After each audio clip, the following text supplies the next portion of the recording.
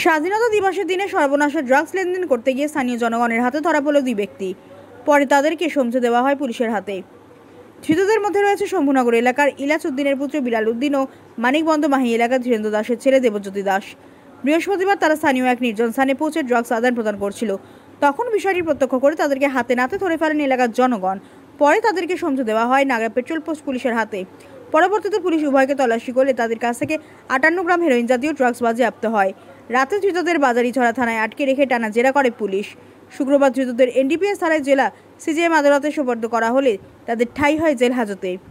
করিমগঞ্জ থেকে সুস্মিতা দাসের প্রতিবেদন।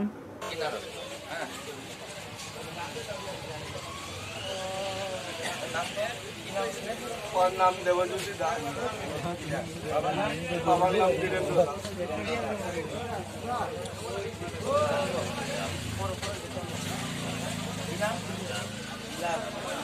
বাবা নাম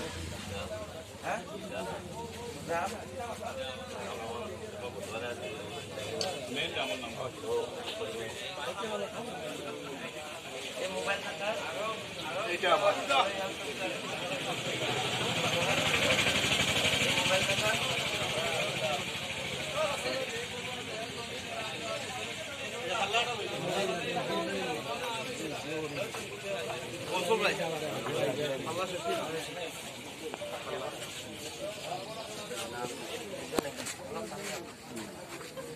নাম ছিল আপনার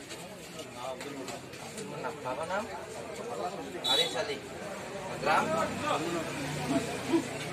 আজি আমি কি বলছি গম পাই নাই তো কি জিনিস হ্যাঁ লগত কেইজন মানুহ ধৰিছো আমি দুইজন নাম কিটা আছিলে ইয়াৰ এখেতৰ নাম নেক্সট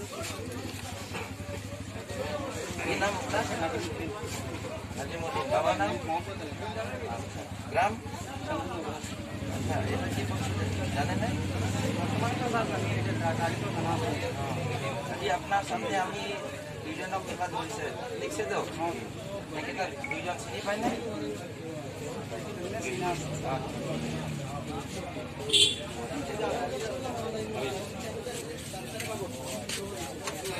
আপনাৰ নাম তো বাবা নাম গ্ৰাম শম্ভুনগৰ।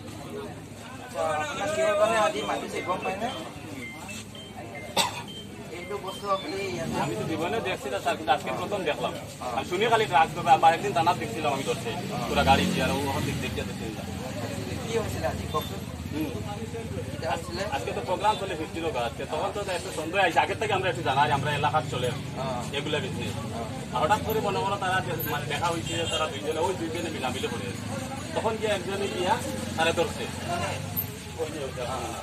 ধরার লগে লগে একদম দৌড়ুটি তারে হে দৌড়ুটি গেছে তারে ধরছে। আর এরপরে তো হে তো ইকেন আর যাইতে পারছে না, তো গ্রামের বেড়াইয়া রাস্তা আপনার তো এই পাইছেন তারে